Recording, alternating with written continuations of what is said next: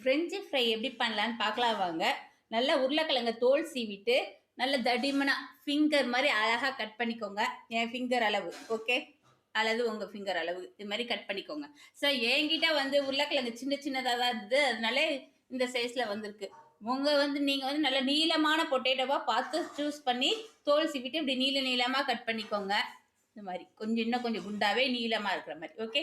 இப்போ வந்து இங்கே சுடுதண்ணி வந்து லைட்டாக கொதிக்க வச்சு ரொம்ப கொதிக்கணும்னு இல்லை, ஒரு மாதிரி பபுள் வர மாதிரி இருந்துச்சுன்னா போதும் ஓகே.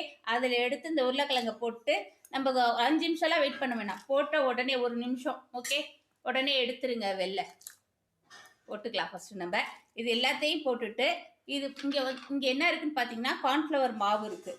ஸோ அது வந்து ஒரு 1.5 டீஸ்பூன் போட்டு இதில் டிப் பண்ணிவிட்டு நேராக நம்ம ஆயிலில் போட்டு பொரிச்சு எடுக்க வேண்டியதான் ஓகே. நான் இப்போ போட்டாச்சு, எடுத்துட்டு கார்ன்ஃப்ளவர் மாவு யூஸ் பண்ணுவோம். இதாக வச்சு ஓகே. ரொம்ப நேரம் கொதித்து அது வந்து வேகிற அளவுக்கு நம்ம பண்ண வேணாம். ஸோ அப்படி போட்டு நல்லா கலக்கி விட்டுட்டு நம்ம நல்லா தண்ணியை வடிச்சிட்டு இதில் சேர்த்துக்கலாம் ஓகே. 1 நிமிஷம் ஆகட்டும். இப்போ பார்த்தீங்கன்னா தண்ணியிலேருந்து நான் வடித்து எடுத்துட்டேன். சுத்தமாக தண்ணி இல்லாமல் நல்லா வடிச்சுக்கோங்க. ஒரு 1.5 டீஸ்பூன் அளவுக்கு கார்ன்ஃப்ளவர் மாவு போட்டுக்கலாம் அதில் ஓகே.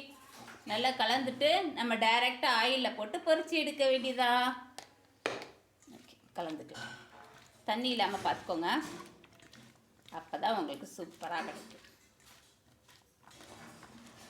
டைரெக்டாக ஆயிலில் போட்டு எடுத்துடலாம். நம்ம இன்னும் கூட கொஞ்சம் தேவைப்படும். சுத்தமாக தண்ணியை வடிச்சிங்கன்னா ரொம்ப நல்லாயிருக்கும் ஓகே. எனக்கு கூட கொஞ்சம் தண்ணி இருக்கிற மாதிரி தான் இருக்குது. கிளாத்துடு பார்த்தீங்கன்னா நல்லா ஆயில் வந்து ஹீட் பண்ணியாச்சு, நம்ம அப்படியே போட்டுடலாம் ஃப்ரெண்ட்ஸ் ஓகே. இப்படி தான் சவுண்டு வரும், பயப்படாதீங்க, ஒன்றும் பண்ணாது ஓகே. எப்படி இப்போ நல்ல ரோஸ்ட் ஆனோடனே எடுத்துகிட்டு நம்ம உப்பு மிளகுத்தூள் இங்கே வச்சுருக்க பார்த்தீங்களா, அதை போட வேண்டியதான். செவக்கட்டோ பார்க்கலாம். பொரிச்சு எடுத்தாச்சு, இன்னும் கொஞ்சோண்டு பேட்ச் இருக்கு இல்லையா, அதை போட்டுட்ருக்கேன். ரெண்டையும் எடுத்துகிட்டு உப்பெல்லாம் போடுறப்ப நான் ஷேர் பண்ணிக்கிறேன் எப்படி இருக்குது பாருங்கள். ஸோ நம்ம இது மாதிரி போட்டு வைக்கிறப்ப இந்த ஆயிலெலாம் கீழே வடியும், நமக்கு வந்து நல்லா இருக்கும் ஓகே. ஆயில் இல்லாமல் அதான் நம்ம எல்லாத்தையும் பொரிச்சு எடுத்தாச்சு. உப்பு போட்டுக்கலாம், பொடி உப்பு இருக்கு இல்லையா, அது சேர்த்துக்கிறேன். பெப்பர் தூள் ஒரு பிச்சுக்கே எவ்வளோ வேணுமோ அவ்வளோ போட்டுக்கோங்க.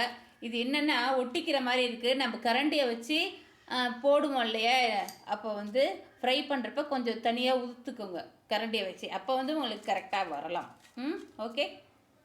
பாருங்கள் இது மாதிரி ஒட்டிக்குது இல்லையா, கரண்டியை வச்சு தள்ளினீங்கன்னா கரெக்டாக வந்துடும். உப்பு இன்னும் கொஞ்சம் போட்டுக்கலாம், பெப்பர் போதுமா இன்னும் கொஞ்சம் போடுவா. ஸோ இதை வந்து சாஸ் வச்சு சாப்பிட்டா செமையாக இருக்கும். ஸோ மறக்காமல் எங்கள் சேனலுக்கு சப்ஸ்கிரைப் பண்ணிக்கோங்க, கூட இருக்கிற பெல் பட்டன்.